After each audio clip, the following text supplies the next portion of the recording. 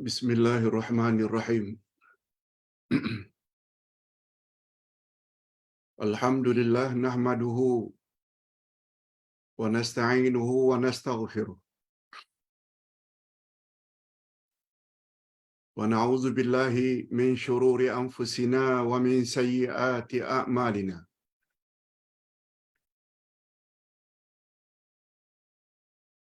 Man yahdihillahu fala mudilla lahu wa man yudlil fala hadiya lahu. Asyhadu an la ilaha illallah wahdahu la syarika lah. Wa asyhadu anna Muhammadan abduhu wa rasuluhu la nabiyya ba'da.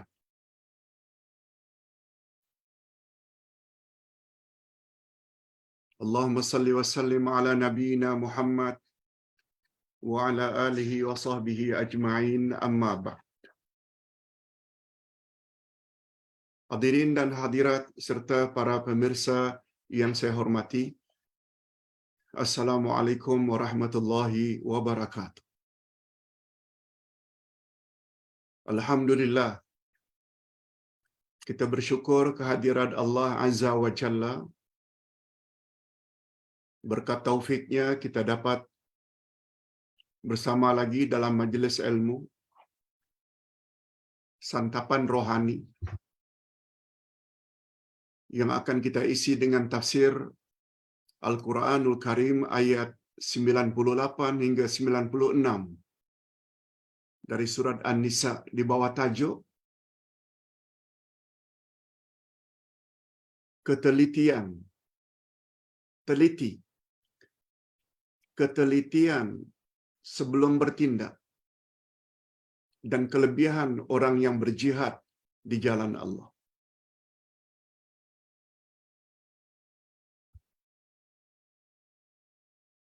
Jadi pencerahan kita pada pagi ini ada dua topik besar. Pertama, Allah suruh supaya kita teliti, berhati-hati. Jangan gopoh-gapah.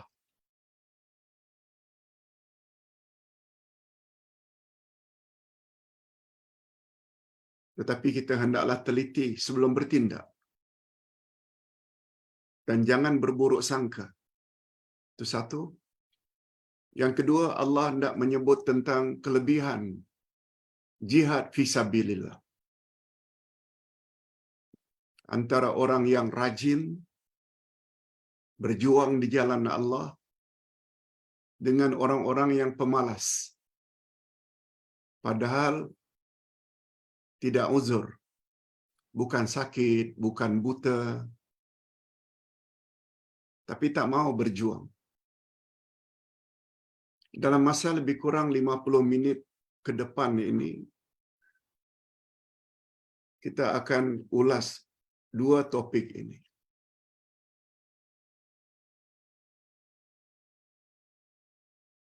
Kalau ada di antara kita yang mempunyai sifat tercela tersebut, suka gopoh, dapat WhatsApp forward, itu gopoh. Tak diteliti dulu sampai di mana kebenaran berita tersebut. Tidak tabayun, tidak tasabbut, tidak ambil kepastian dulu. Langsung forward. Itu maknanya orang itu tidak teliti.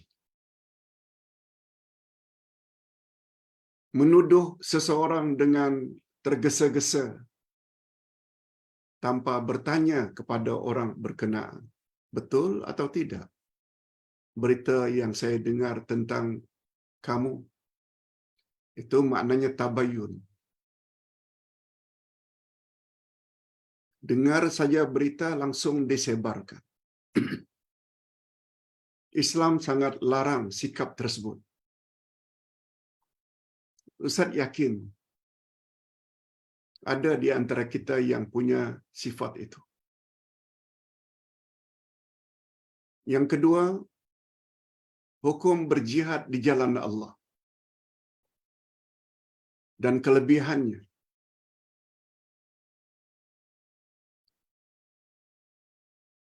Barangkali ada di antara kita yang punya sifat tersebut. Alhamdulillah. Dan ada juga di antara kita tanpa disadari, termasuk orang yang malas berjihad. Apa makna jihad? Nanti kita jelaskan. Ingat ya selalu, kita ini dalam majlis ilmu tafsir. Yang kita tafsir ini kalamullah. Ustaz hanya tolong saja menyampaikan. Karena Ustaz tahu beberapa ayat Al-Quran, sedangkan Nabi bersabda, "Ballighu anni walau ayah."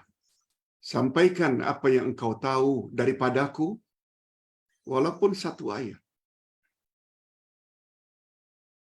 Dan Ustaz lebih dari satu ayat. Ustaz tahu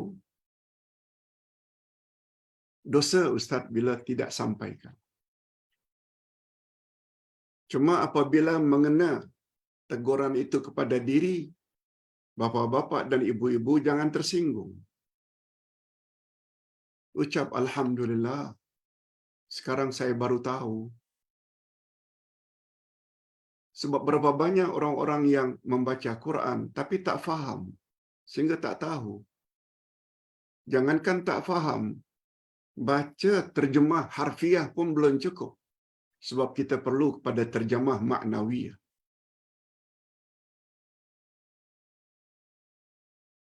Okey.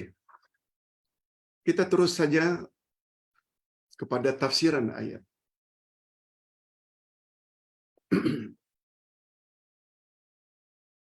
Pada ayat-ayat yang terdahulu, Allah Subhanahu wa taala menyuruh orang-orang yang beriman agar berjuang membela agama Allah, yaitu agama Islam. Dia orang biasa ke, rakyat marhain, rakyat jelata? Lebih-lebih lagi kalau dia jadi pemimpin, dia hendaklah senantiasa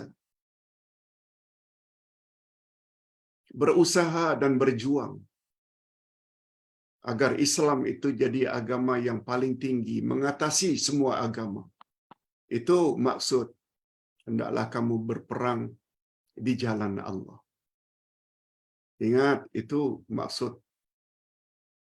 Sebabnya pemilihan pemimpin di negara majoriti umat Islam tak sama. Memimpin atau memilih pemimpin negara-negara majoriti orang kafir. Beza. Itu sebabnya jadi pemimpin tidak mudah. Jangan terlalu gembira bahwa di bahu Anda ada tugas yang sangat besar. Sabda Nabi, "Kullukum mas'ul wa kullukum mas'ul an ra'iyatih." Tiap-tiap kamu adalah pemimpin. Dan setiap pemimpin akan ditanya tentang rakyatnya, an ra'iyatih, rakyatnya. Setiap pemimpin akan ditanya, kemana awak ingin bawa rakyatmu? Ke arah mentaati Allah atau sebaliknya? Berat. Jangan lekas gembira. Sebabnya Abu Bakar As-Siddiq berkata ketika dia angkat jadi khalifah, "Aku bukanlah orang yang paling baik di antara kamu, wahai para sahabat." Bukan. Oleh sebab itu, karena sudah dipilih, sekiranya perjalananku ikut jalan yang lurus, jalan Allah, jalan Rasul, sokong aku, bantu aku. Tapi bila perjalanan pemerintahanku menyimpang, tegur aku dengan teguran yang membina. Macam itu pemimpin. Bukan tak mau ditegur. Bukan tak boleh ditegur. Dipelawa rakyat supaya tegur. Umar ibn Khattab berdoa setelah diangkat jadi khalifah Yang kedua, Allahumma inni a'udzubika min an akuna mustadraja. Ya Allah, lindungilah aku daripada mendapat nikmat menjadi pemimpin yang akhirnya aku menjadi kecundang, yang akhirnya akan membinasakan aku. Itu namanya nikmat istidraj. Okey. Setelah Allah Subhanahu wa taala suruh kita menegakkan agama Allah, berjuang, namun terjadi kadang-kadang karena kurang hati-hati kita telah melakukan perkara-perkara yang tidak wajar. Antara lain, membunuh orang Islam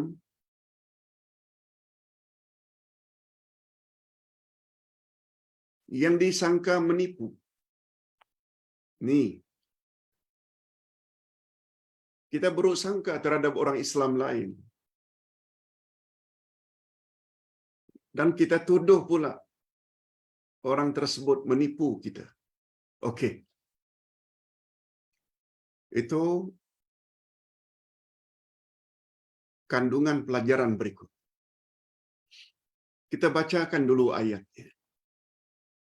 A'udzubillahi minasyaitonir rajim. Ya ayyuhalladzina amanu idza darabtum fi sabilillahi fatabayyanu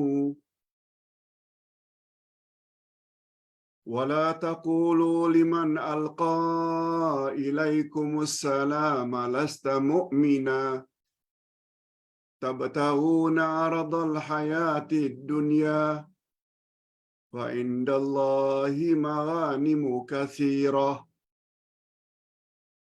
kadzalika kuntum min qablu famannallahu 'alaikum fatabayyanu innallaha kana bima ta'maluna khabira. Terjemahan harfiah dulu. Literal translation. Hai orang-orang yang beriman, apabila kamu berperang, pergi berperang di jalan Allah, maka telitilah. Jangan kamu mengatakan kepada orang yang mengucapkan salam kepadamu, kamu bukan seorang mukmin. Padahal orang itu dah ucap salam sebagai tanda dia orang Islam. Kita pula kata, no, kamu bukan orang Islam. Lalu kamu bunuh dia dengan maksud mencari harta benda kehidupan dunia. Nanti kita akan sebut apa kaitannya. Kita bunuh orang yang memberi salam, kita ambil hartanya. Karena di sisi Allah harta yang banyak. Begitu jugalah keadaan kamu dahulu. Demikian jugalah keadaan kamu dahulu ketika mula-mula memeluk Islam. Lalu Allah menganugerahkan nikmatnya ke atasmu. Maka telitilah. Jangan gopoh. Jangan terburu-buru menuduh orang lain tidak beriman. Padahal kamu dulu begitu juga. Sesungguhnya Allah Maha mengetahui apa yang kamu kerjakan.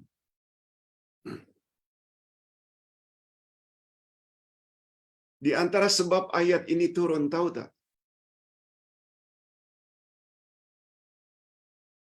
Kata Abdullah ibnu Abbas radhiyallahu anhuma, seorang pengembala kambing, dia bawa segerombolan kambing, ternakannya, dari Bani Sulaim,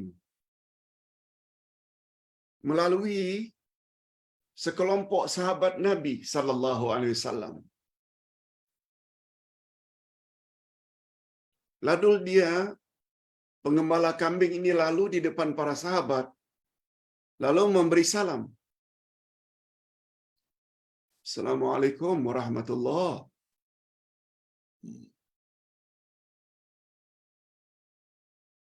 Apa kata sahabat?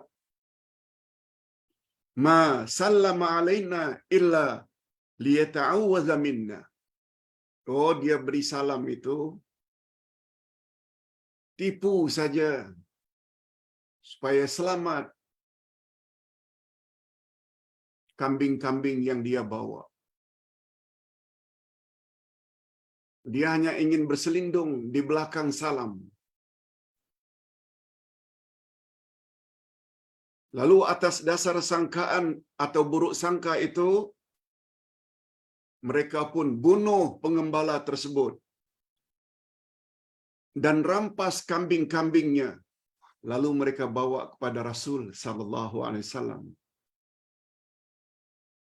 Kononnya banggalah yang mereka telah bunuh pengembala, padahal pengembala tersebut dah beri salam.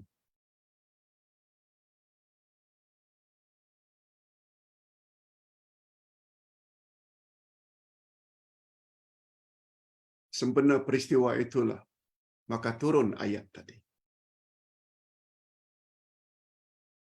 Jangan kamu berburuk sangka bila orang beri salam kepada kamu. Kamu bukan orang Islam. Ini sahabat telah berburuk sangka. Sempena peristiwa itu turun ayat tadi.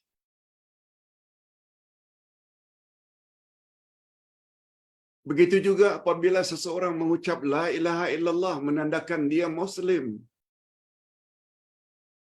Ini pernah terjadi pada peristiwa yang lain. Coba perhatikan. Kalau tadi salam menunjukkan dia orang Islam.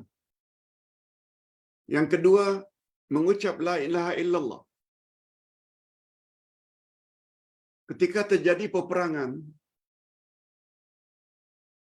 lalu seorang sahabat ingin memancung seseorang, tapi orang itu ucap la ilaha illallah, menunjukkan dia orang Islam atau dia sudah memeluk Islam.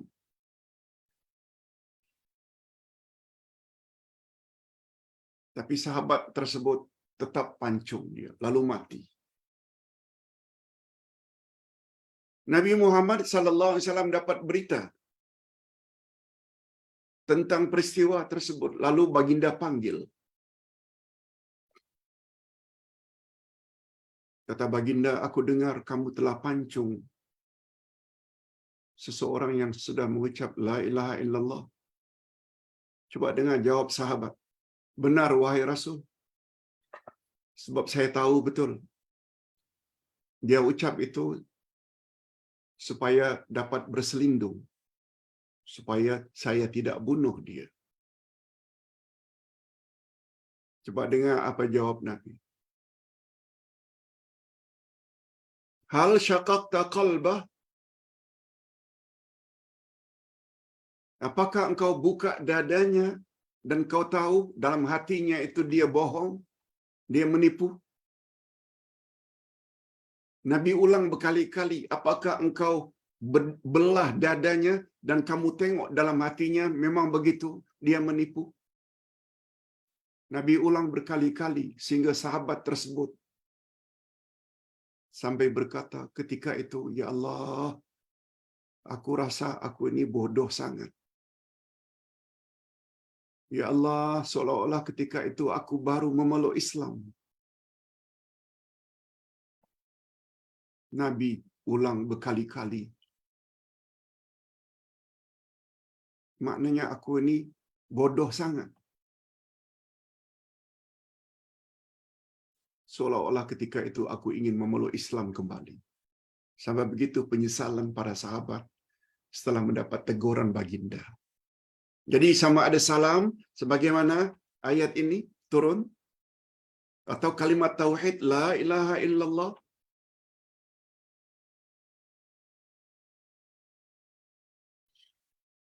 Sebab Nabi Muhammad sallallahu alaihi wasallam, harta dan nyawa seseorang terselamat apabila dia mengucap la ilaha illallah. Hadis Nabi. Oleh itu,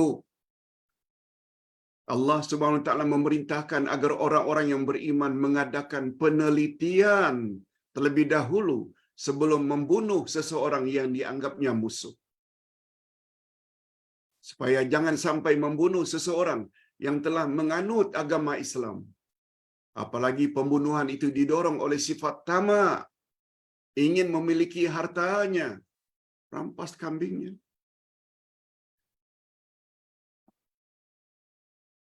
Padahal kata Allah, kamu dulu juga macam itu. Kamu ucap la ilaha illallah, kamu beri salam. Karena kamu tidak mau diganggu oleh orang Islam lainnya. Sebab Nabi dah sebut. Bila ucap la ilaha illallah, bila ucap salam, jangan ganggu. Menunjukkan dia telah Islam. Oleh sebab itu, sebagaimana kamu menginginkan keselamatan dengan keislamanmu, dan kamu nyatakan kepada orang lain,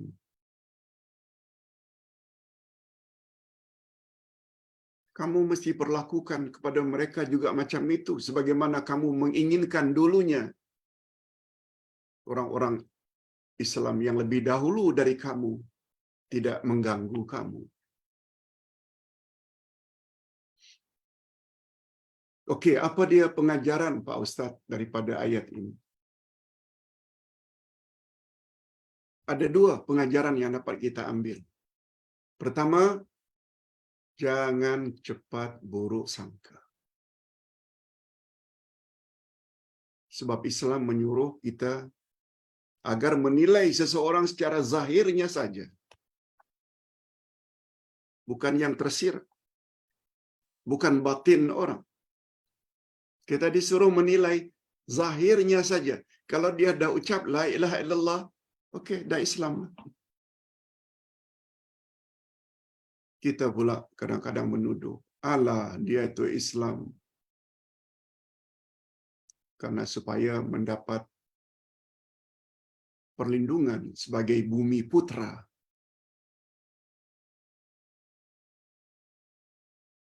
Alah, dia Islam itu lalu kawin dengan orang Islam. Itu tipu saja. Kita dengar ini, ucapan-ucapan macam ini.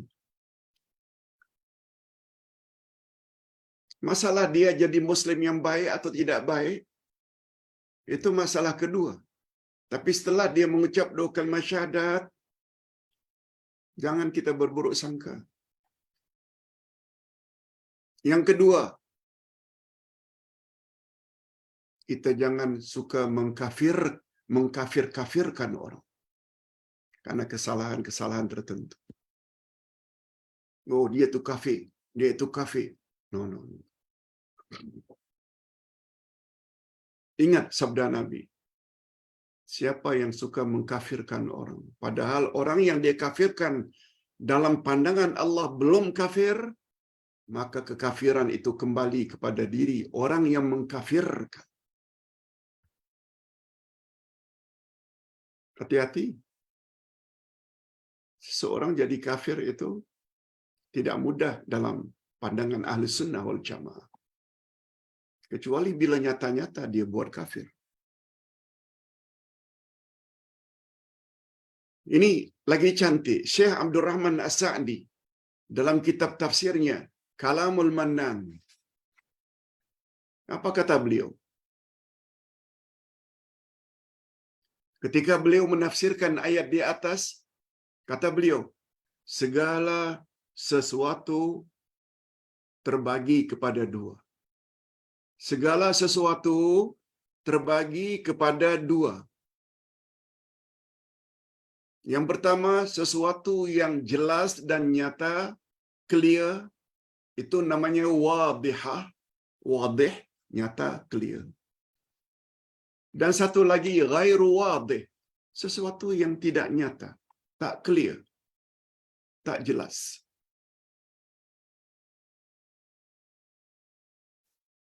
Jadi bagaimana sikap kita terhadap yang nyata dengan yang tidak nyata?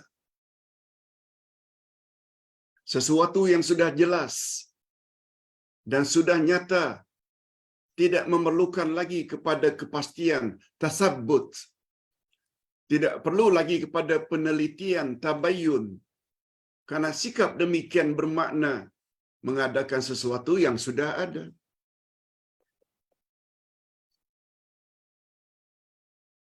Dia tiap minggu pergi ke gereja. Nyata.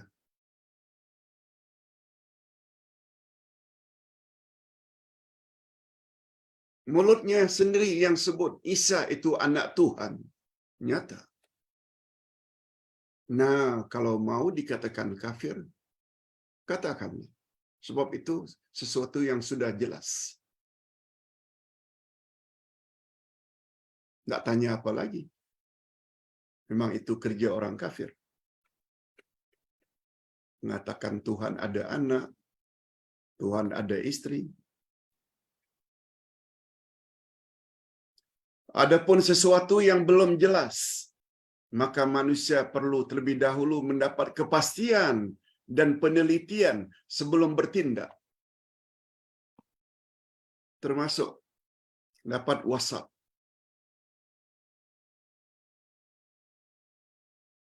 Sekarang kan yang paling popular ni TikTok.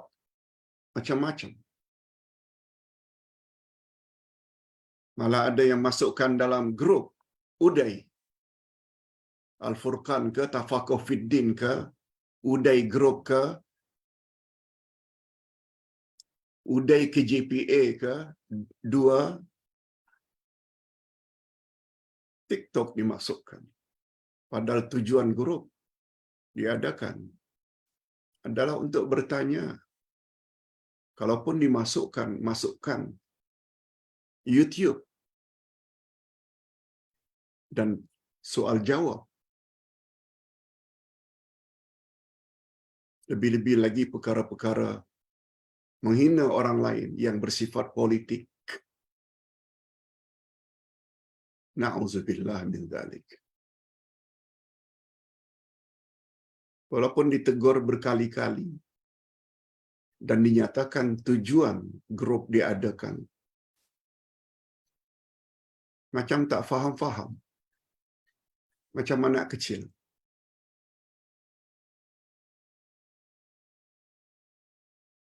Itu sebabnya Ustaz minta admin supaya tegur pihak-pihak atau grup-grup tertentu. Kalau degil, remove saja. Buang yang satu atau dua orang itu, asal yang lain selamat.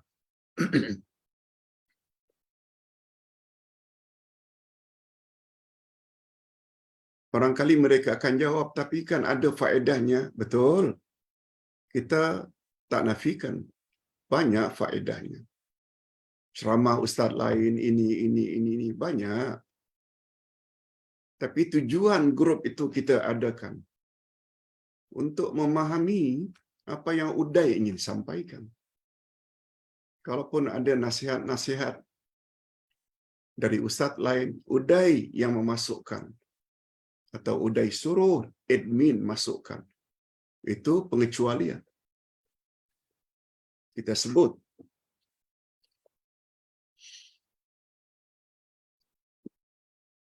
Di dalam pengumuman, kita wujudkan grup. Hadirin dan hadirat serta para pemirsa yang saya hormati. Sebelum ini kita ada cerita tentang Umar ibn Khattab begitu mendengar Rasulullah menceraikan isteri-istrinya. Tersebar berita Rasulullah telah menceraikan isteri-istrinya. Bagaimana sikap Umar? Umar jumpa Nabi Muhammad sallallahu alaihi wasallam. Ya Rasulullah, betulkah Tuhan telah menceraikan isteri-istri Tuhan? Jawab Nabi, tidak. Ini caranya. Ini cara mukmin mukminat yang betul.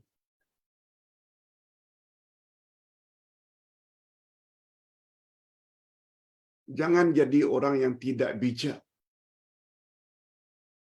Rasulullah sallallahu alaihi wasallam bersabda, apabila kamu ceritakan setiap apa yang kamu dengar, bermakna kamu telah berbuat dosa. Dapat saja forward. Tak pasti lagi berita tersebut sahih atau tidak. Masukkan satu-satu ceramah, lalu diikuti dengan pertanyaan. Betulkah Pak Ustaz, apa yang Ustaz ini katakan, sahih tak dari Nabi? Yes, itu boleh.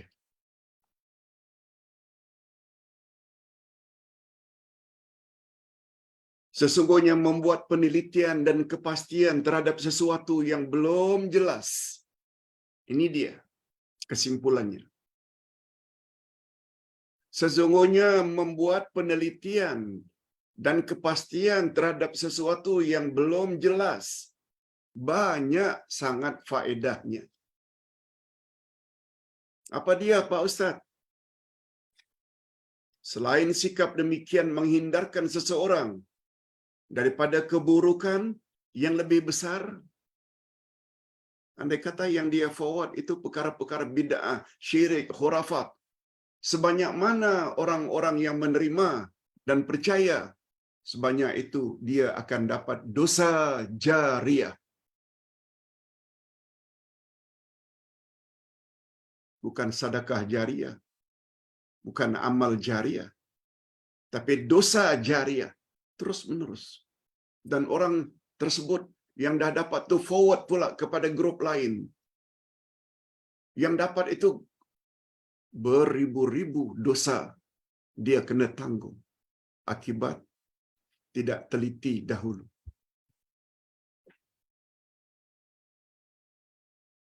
Dosa seperti itu baru Allah ampunkan bila awak minta kepada orang yang forward itu supaya berhenti forward.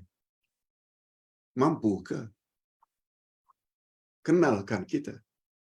Beribu-ribu orang, malah berpuluh-puluh ribu orang yang telah forward kita punya posting.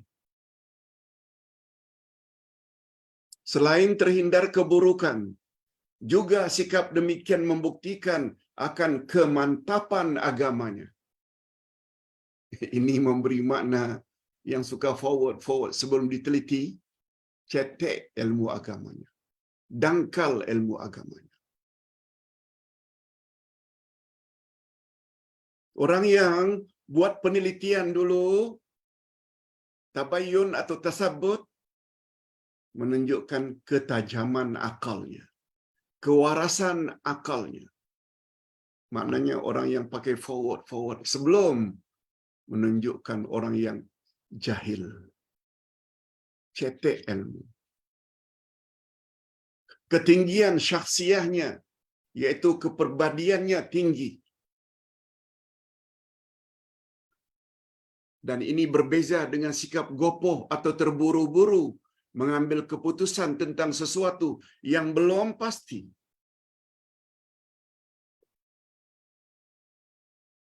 Itu sebabnya apabila kita tegur, Tuan, jangan buat perkara itu.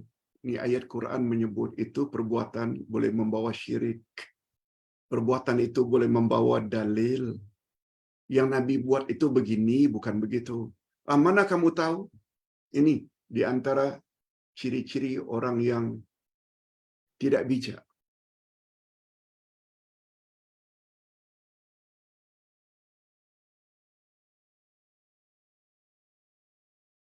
Jadi berbeza dengan orang-orang yang berakal waras, dia selalu membuat pertimbangan, berfikir. Dengan orang-orang yang gopoh. Itu sebabnya Nabi Muhammad sallallahu alaihi wasallam bersabda, "At-ta'anni minallah wal ajalah minasyaitan." Berhati-hati, sikap itu tu daripada Allah. Wal ajalah, gopoh, itu adalah dari syaitan. Terburu-buru itu adalah dari syaitan. Dan itu sifat yang buruk. Nah, setelah kita faham makna ayat tadi, jangan gopoh, jangan buruk sangka, tapi teliti dulu sebelum bertindak.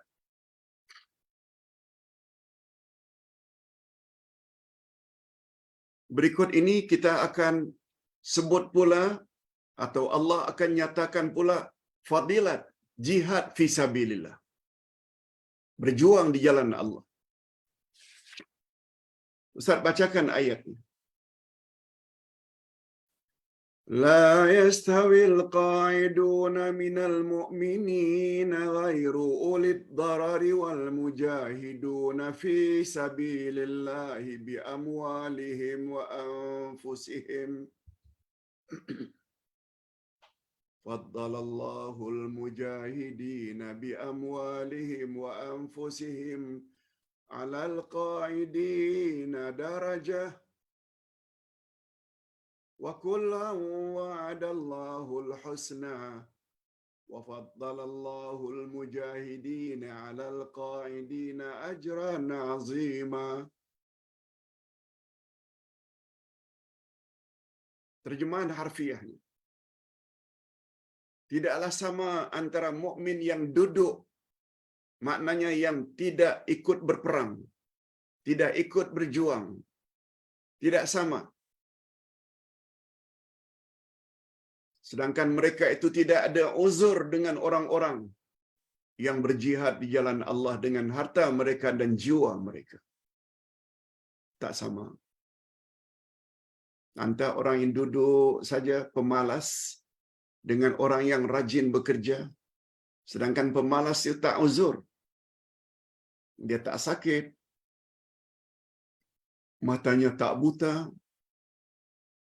Badannya tak cacat.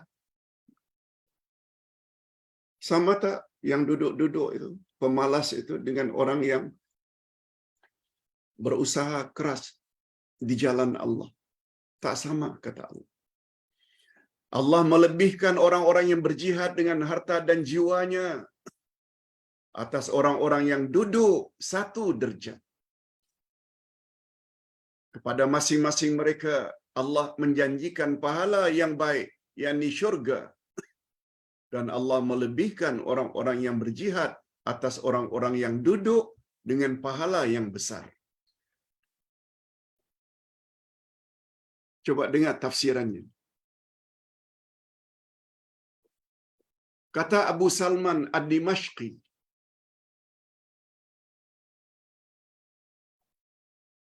ayat ini diturunkan oleh Allah karena terdapat ketika itu segolongan kaum yang apabila datang saja kewajiban berperang,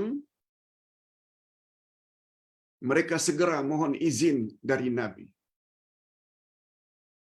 untuk duduk saja, tak mau ikut berperang. Yes. Zaman dahulu tu macam itu. Ada kaum yang macam itu.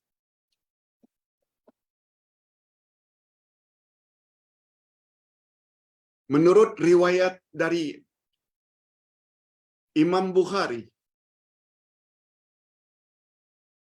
ketika turun ayat, tidak sama antara mukmin yang duduk, yang tidak berperang, yang tidak mempunyai uzur dengan orang-orang yang berjihad di jalan Allah.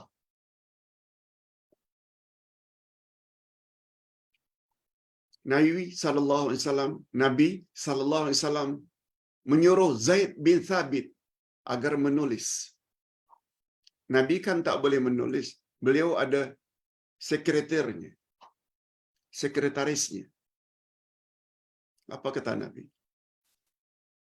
Tulis, wahai Zaid, la yastawil qa'iduna minal mu'minin wal mujahiduna fi sabilillah. Nabi yang diberitahu oleh malaikat ayat itu suruh Zaid bin Thabit menulis. Begitu Nabi suruh Thabit menulis, seorang sahabat yang bernama Abdullah bin Ibnu Maktum bin Ummi Maktum. Apa kata beliau? Ya Rasulullah, anak darir, saya buta. Macam mana hendak berjuang fisabilillah? Abdullah bin Ummi Maktum begitu mendengar, beliau tak nampak. Beliau suruh Zaid bin Thabit menulis. Tak sama orang-orang yang duduk dengan orang yang berjuang, berjihad di jalan Allah. Ummi Maktum yang buta tanya, bagaimana dengan saya ya Rasulullah, saya buta. Sudah tentulah saya tak nampak, macam mana hendak berjuang? Lalu sempena pertanyaan itulah Allah tambah dengan ghairu ulid darir. Orang yang pemalas itu tidak termasuk orang yang buta, tak termasuk orang yang sakit, tak termasuk orang yang terlalu tua, berpenyakit. Allahu Akbar. Ayat ini menjelaskan bahawa tidak sama antara mukminin yang berjihad dengan dirinya dan hartanya dengan mukminin yang tidak keluar untuk berjihad dan enggan memerangi musuh-musuh Allah. Tak sama. Tak sama dalam pandangan Allah.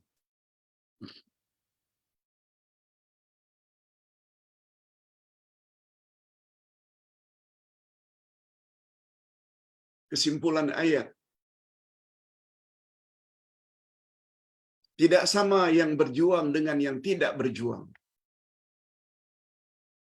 Apa yang berjuang dapat?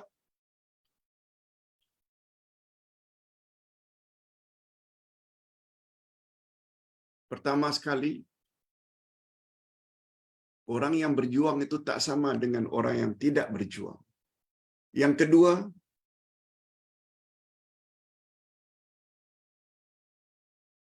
orang yang berjuang itu adalah orang yang mendapat dorongan daripada Allah agar berjuang. Yang ketiga, Allah hendak menunjukkan bahawa tak sama antara orang yang berjuang dengan orang yang pemalas. Tak sama.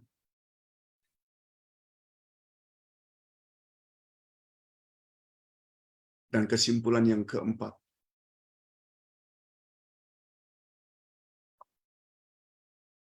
manusia jika mengetahui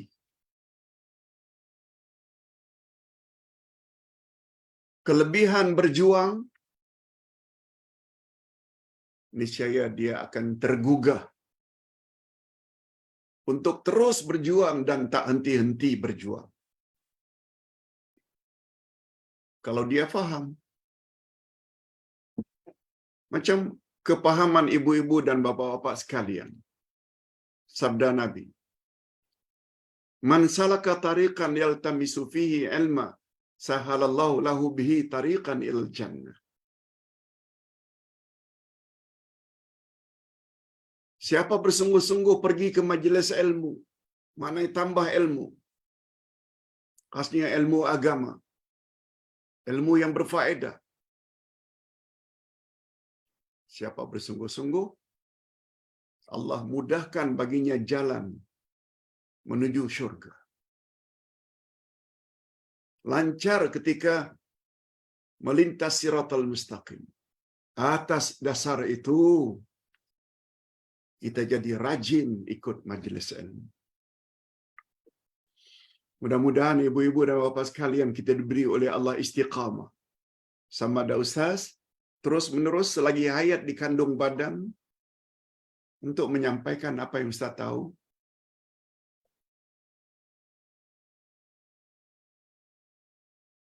Begitu juga ibu-ibu sekalian, terus menimba ilmu selagi hayat di kandung badan. Dan nasihat Ustaz, andai kata Ustaz nanti tidak ada lagi,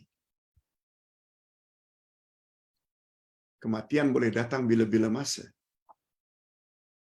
Jangan berhenti menambah ilmu. Jangan berhenti menambah ilmu. Itu sebabnya Ustaz, setakat ini ada dekat 45 jenis kitab yang Ustaz tulis.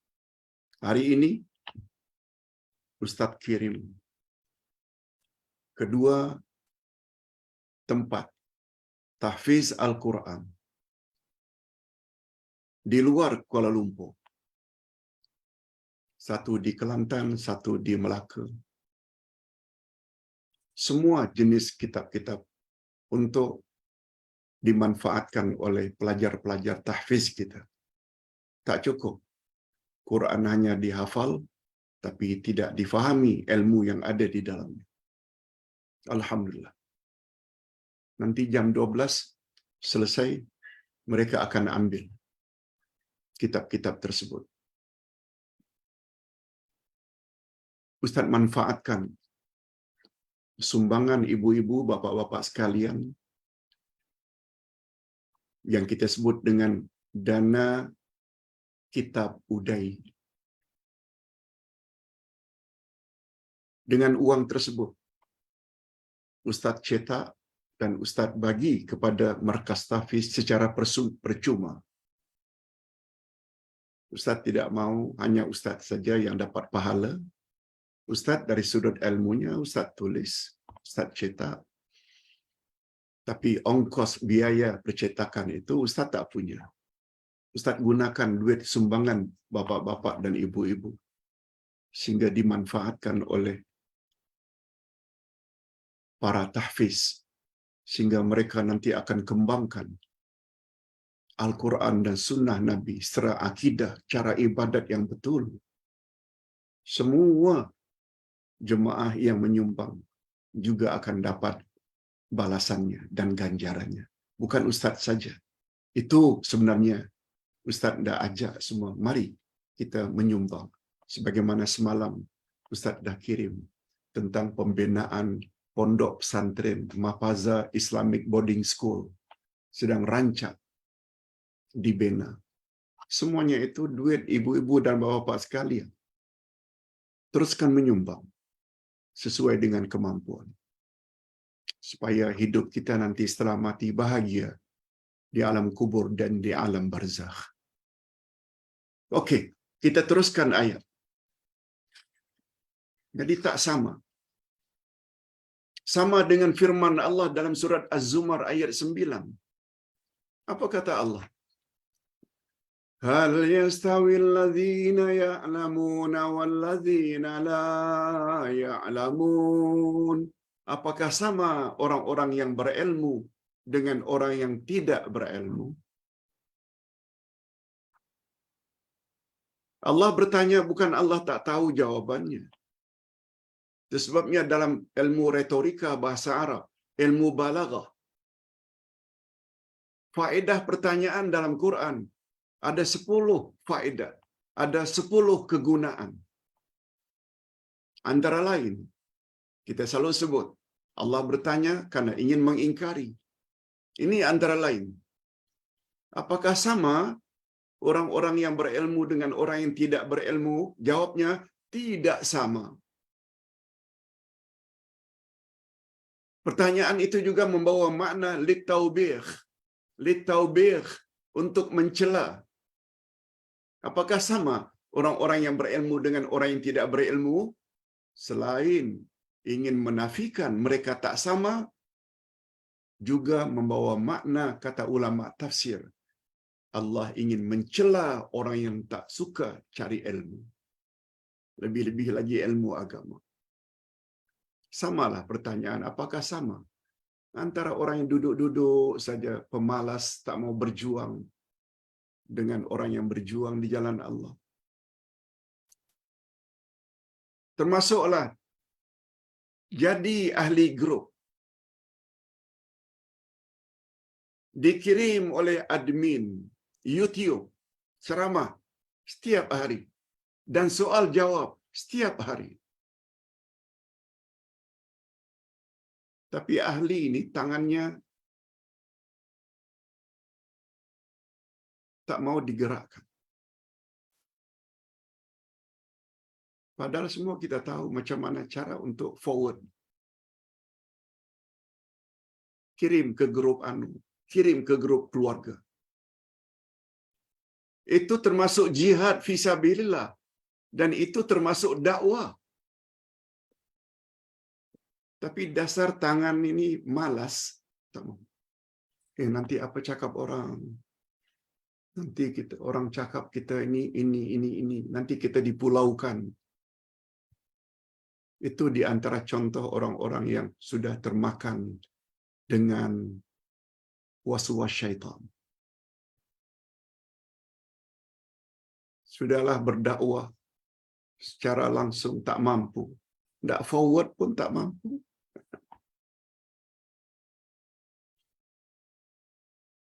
Ingat hadirin dan hadirat kata-kata Nabi. Setiap orang yang sedang naza' sakaratul maut pasti menyesal. Nabi ditanya, "Ya Rasulullah, walaupun orang tersebut rajin beramal semasa hayatnya, rajin ikut kelas selama hayatnya, menyesal jugakah?" Coba dengar jawab Nabi. Orang yang sedang nazak apabila semasa hayatnya banyak buat dosa, dia menyesal mengapa lambat tobat. Sebab ketika itu pintu tobat tutup. Menyesal.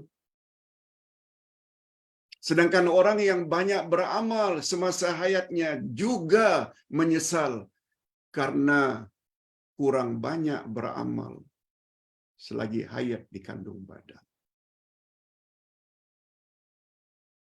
Orang yang banyak beramal, banyak berdakwah, masih boleh tahan lagi lah karena kurang banyak. Tapi tetap menyesal. Macam mana dengan orang yang banyak buat dosa? Itu sebabnya tobat dan amal saleh dua yang tak boleh dilambatkan. Buat segera. Sebab kematian boleh datang bila-bila masa. Jangan menyesal. Orang yang banyak beramal pun menyesal. Itu sebabnya bapak-bapak dan ibu-ibu lihat sendirilah apa yang Ustaz Uday buat. Buat saja apa yang termampu. Bukan bermakna kita tahu segala-galanya. Orang ada muskilah, jawab semampunya. Jangan lokek ilmu. Sebarkan. Apabila orang yang tidak berilmu diberitakan tentang kekurangan derajatnya, apabila orang yang tidak berilmu, ini masih jahil, diberitakan tentang kekurangan derajatnya, maka ia akan tergerak hatinya untuk mencari ilmu pengetahuan dengan giat dan sungguh-sungguh, sehingga meningkat derajatnya menjadi derajat yang lebih tinggi. Macam yang bapak-bapak dan ibu-ibu yang barangkali baru kenalan sempena PKP. Alhamdulillah. Yang sebelumnya tak suka mengikuti majlis ilmu.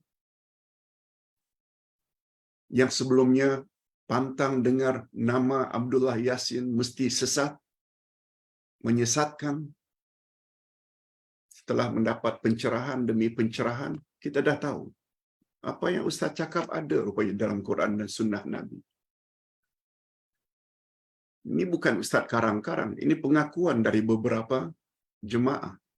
Dulu saya paling benci dengan Ustaz.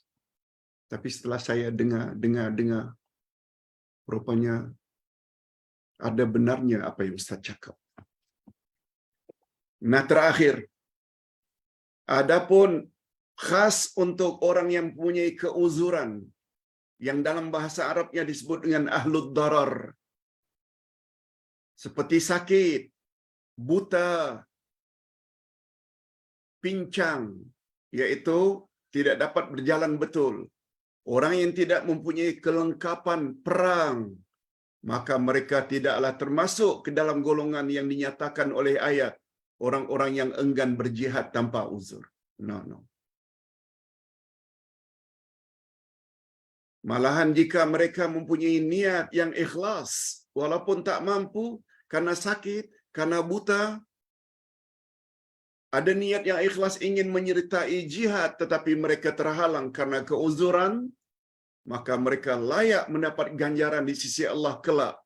Ini sebagaimana yang diisyaratkan oleh Allah kepada masing-masing mereka, menjanjikan, Allah menjanjikan pahala yang baik, yakni syurga. Tapi mereka tidak berdosa karena mereka ada keuzuran. Oleh sebab itu, bagi Ustaz ada perbezaan antara kita.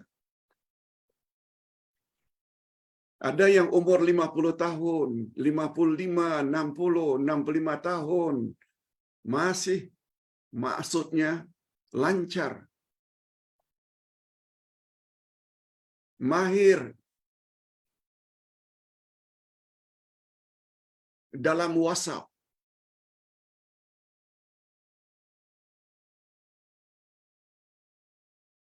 mahir dengan media sosial, Telegram ke, Facebook ke, Google ke, mahir.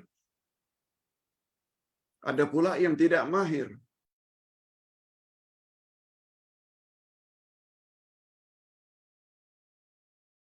Yang tidak mahir ini selalu disebut, kalau di Indonesia, kalau tak salah, dipanggil gatek. Apa dia gatek? Gagap teknologi. Gagap teknologi. Terbeta-beta. Tak faham macam mana nak forward. Macam ada jenis itu. Tak sama antara yang mahir dengan yang gagap. Semuanya dinilai oleh Allah Subhanahu wa taala. Nah, khas untuk orang-orang yang rajin berjuang di jalan Allah, berdakwah, mengajak orang lain agar taat pada Allah. Allah sebut pada ayat terakhir 96. Darajatim minhu wa maghfiratan wa rahmah wa kana Allahu ghafurar rahima. Yaitu beberapa derajat daripada Allah. Allah akan bagi beberapa derajat. Selanjutnya ampunan serta rahmat, dan Allah Maha Pengampun lagi Maha Penyayang. Ustaz ingin ulas singkat saja 3 perkara yang akan kita perolehi kalau kita jadi orang yang rajin berjuang di jalan Allah. Pertama sekali, Allah tinggikan derajat kita. Kalau masuk syurga pun syurga yang tertinggi. Yang kedua, maghfirah, ampunan Allah. Orang yang mendapat ampunan Allah memang syurga tempatnya. Dan yang ketiga, rahmat Allah. Dan syurga juga adalah rahmat Allah. Sebab Allah pernah berkata kepada syurga, ya ayyatuhal jannah, anti rahmati. Wahai syurga, engkau adalah rahmatku. Adapun pada ayat terakhir atau penghujung ayat, wa kana Allahu ghafurar rahima. Allah itu Maha Pengampun lagi Maha Penyayang. Kata Imam Al-Qurtubi, setiap nama Allah pada akhir ayat mesti ada munasabahnya. Ada kaitannya dengan konten ayat sebelumnya. Apa maksudnya Pak Ustaz? Allah Maha Pengampun lagi Maha Penyayang. Maksudnya bagi orang-orang yang sebelum ini pemalas berjuang, orang yang sebelum ini banyak berburuk sangka dan menilai seseorang secara terburu-buru, no problem. Allah Maha Pengampun. Bertobatlah dari sekarang. Karena Allah sangat penyayang. Tuh, itu maksudnya mengapa diakhiri. Bukan diakhiri dengan innallaha sami'un alim. Bukan. Bukan dengan wa kana Allahu sami'an basira. Bukan. Tapi wa kana Allahu ghafurar rahima. Allah Maha Pengampun lagi Maha Penyayang. Oleh sebab itu, andai kata kita tergolong ke dalam orang yang pemalas dalam berjuang, padahal kita tidak uzur, atau kita suka berburuk sangka pada orang lain, no problem. Allah Maha Pengampun dan Allah Maha Penyayang. Mudah-mudahan tafsiran lebih kurang 1 jam tepat. Iya. Sebab kita mula tadi jam 10 minit. Sekarang 11 minit. Ustaz akan jawab beberapa pertanyaan. Pertanyaan hari ini ada 2 saja. Minta maaf kalau yang bertanya dekat-dekat jam 10 tadi, Ustaz tak sempat lihat. Kalau ada pertanyaan, kita forward esok. Esok adalah hari terakhir. Cuma istimewanya esok kita ada 3 kelas. Kuliah duha, Al-Asma'ul Husna, kuliah zuhur 1 hingga 1.50, juga Al-Asma'ul Husna, nama Allah yang lain, dan satu lagi malam, jam 9 malam esok, yaitu ke arah memahami Al-Quran jilid 3.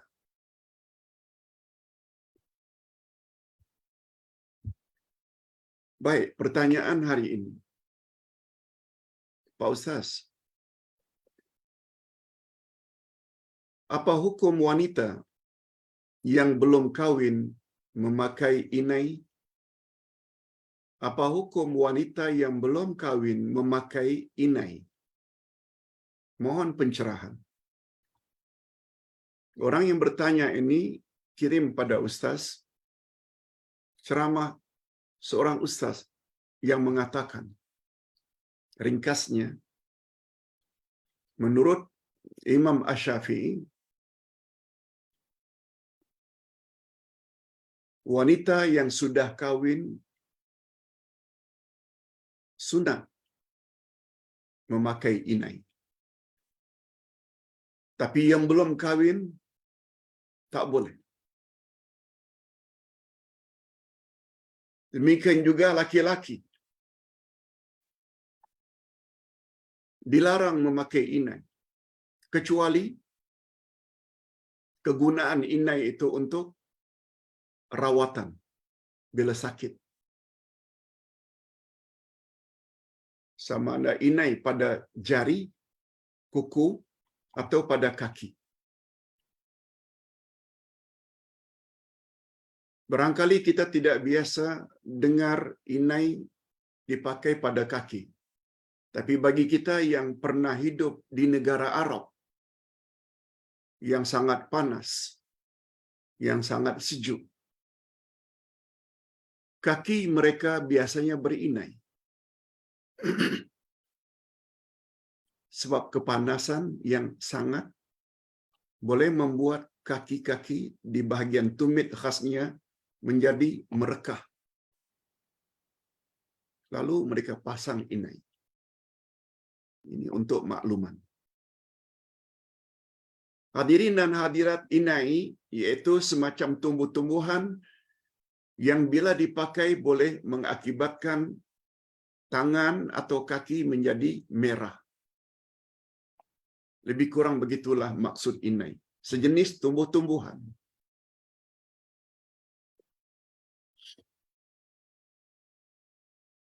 Pada suatu hari,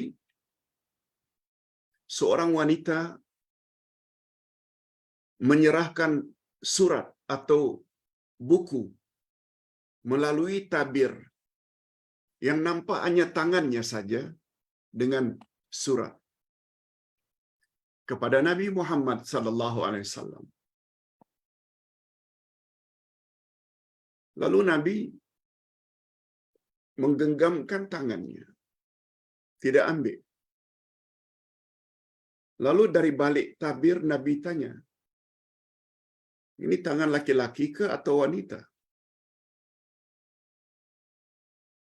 Jawab wanita tersebut, saya seorang wanita ya Rasulullah. Apa jawab Nabi? Untuk menunjukkan seorang wanita, wanita hendaklah memakai inai. Itu untuk membezakan tangan wanita dengan tangan lelaki. Itu hadis sahih.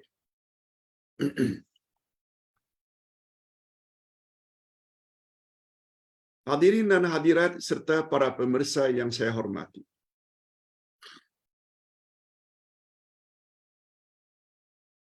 Adapun larangan wanita yang belum kawin memakai inai, itu pandangan Imam Asy-Syafi'i. Takut menimbulkan fitnah. Tetapi tidak menurut pendapat imam-imam mazhab yang lain. Cuma secara mudahnya, ringkasnya, Ustaz tidak sebutkan di sini sebagai kesimpulan.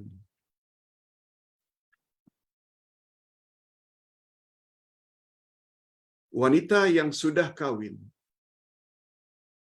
sama ada seharian atau sempena perkahwinan, disunatkan memakai inai. Sebagaimana yang Nabi tadi sebut, bahwa inai itu sudah menjadi fitrah bagi wanita. Adapun wanita-wanita yang belum kawin, yang memakai inai jari jemarinya supaya dipandang cantik, yang boleh membawa fitnah,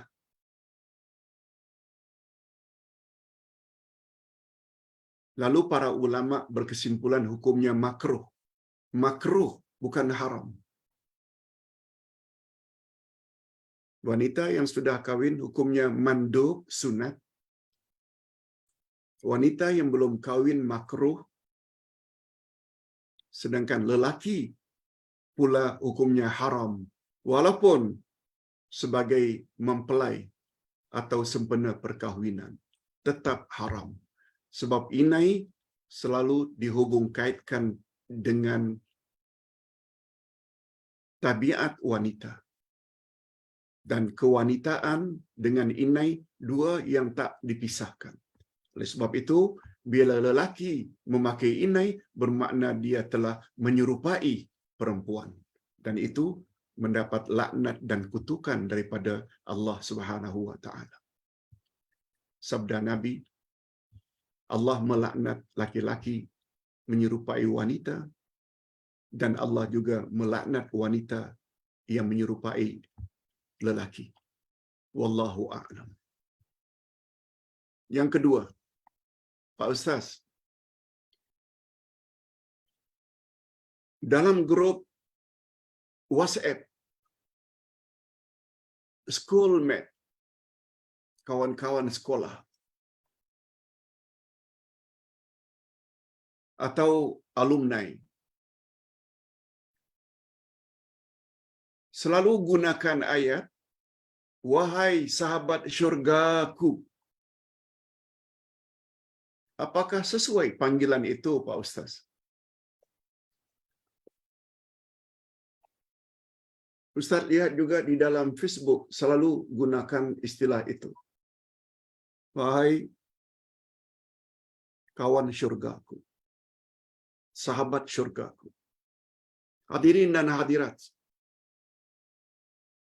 yang tak boleh ini bila kita memastikan awak pasti masuk syurga. Tak boleh. Walaupun dia banyak beribadat. Sebagaimana juga tidak boleh kita katakan awak pasti masuk neraka. Walau banyak macam mana pun dosa yang dia lakukan. Tak boleh.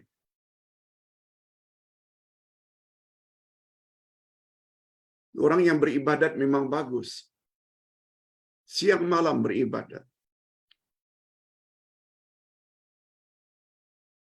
Tetapi yang punya otoriti menerima ibadat dan amal seorang itu otoriti Allah. Kita tak tahu Allah terima ke atau tidak. Sebagaimana teguran Nabi kepada Ummul Ala ketika Osman bin Maz'un meninggal dunia sebagai orang yang taat, lalu pergi takziah ke rumah Osman bin Maz'un, Rasulullah dan para sahabat, termasuk Ummul Ala. Lalu Ummul Ala berkata, bahagianya kamu, wahai Osman bin Maz'un. Lalu Rasulullah dengar, ya Ummul Ala, dari mana kamu tahu dia ini akan bahagia? Ya Rasulullah, siapa lagi yang Allah akan muliakan kalau tidak orang seperti Osman bin Maz'un yang banyak salat, banyak ini, banyak itu, banyak ini, banyak itu. Maknanya amal salehnya banyak. Lalu Nabi jawab, aku seorang Rasul. Aku saja tak tahu nasib Osman bin Maz'un. Lalu kamu mengaku kamu tahu. Dengan teguran tersebut, Ummul Ala bersumpah, demi Allah, ya Rasulullah, lain kali saya tidak akan rekomen atau memastikan seseorang itu akan masuk syurga. Begitu. Sama ada memastikan seseorang itu masuk neraka karena kejahatannya, atau memastikan seseorang itu masuk syurga karena amal ibadatnya, tak boleh.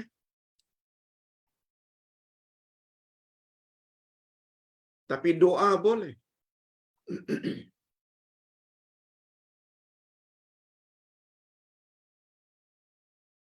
Itu sebabnya ulama di Timur Tengah tak suka menggunakan istilah almarhum untuk orang yang sudah mati. Almarhum maknanya confirm dia akan mendapat rahmat Allah. Istilah yang lebih betul, Allah yarham atau rahimahullah. Allah yarhamuha kalau dia perempuan.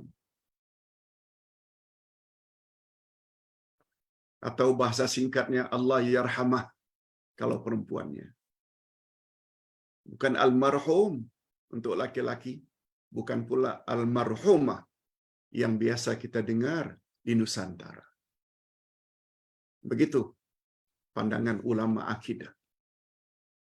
Hanya saja bila berbalik kepada pertanyaan tadi, wahai sahabat syurgaku, kalaulah ucapan itu membawa makna doa, mengajak kawan supaya kita sama-sama menjadi ahli syurga, supaya dia tak tergamak buat perkara-perkara tak senonoh, sebab ahli syurga mestilah orang yang baik.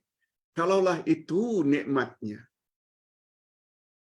ataulah itu matlamatnya, tak mengapa. Innamal a'malu binniyat. Allah menilai sesuatu amalan itu berdasarkan niat. Wahai syurgaku,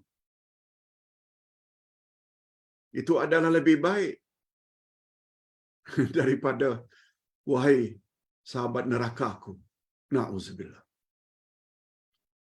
Dengan panggilan itu membuat dia menjadi baik sungguh kawanku.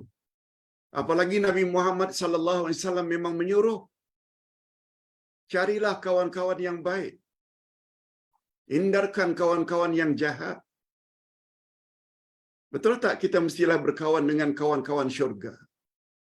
Bukan kita katakan awak pasti masuk syurga, tapi mengandung doa,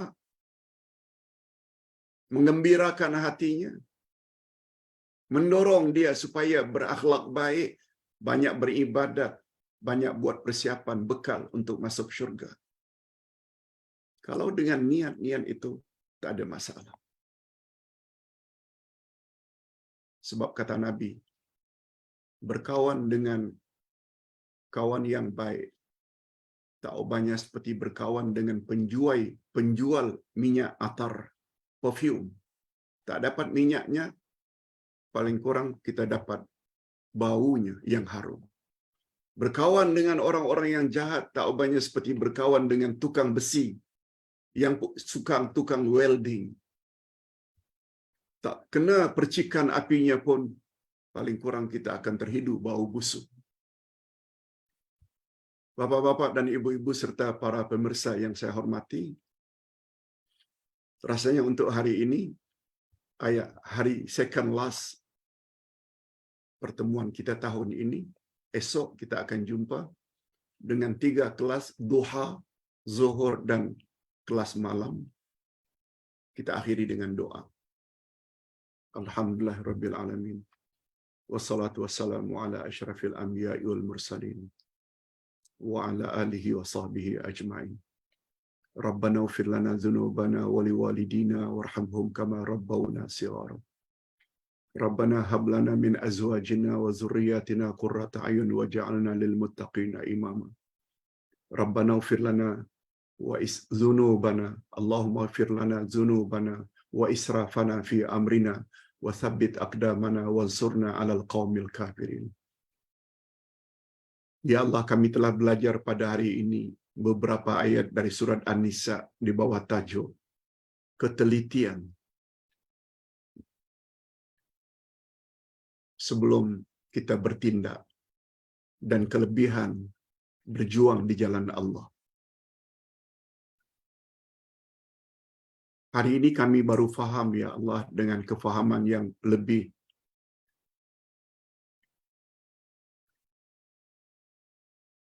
Sungguh buruk sikap orang-orang yang gopoh, yang menilai sesuatu tanpa periksa, tanpa diteliti, yang akhirnya akan menimbulkan penyesalan karena tersalah sangka, apalagi sampai mengambil tindakan terhadap orang-orang yang sebenarnya tidak demikian, seperti perbuatan para sahabat yang membunuh orang yang telah memberi salam, yang telah membunuh orang yang telah mengucap la ilaha illallah, sehingga turun ayat Al-Quran menegur sikap tersebut. Sebab itu berilah kami, ya Allah, taufik-Mu sehingga kami akan jadi orang yang lebih dahulu tabayyun atau tasabbut, memastikan sebelum berita tersebut kami yakini atau sebarkan kepada orang lain.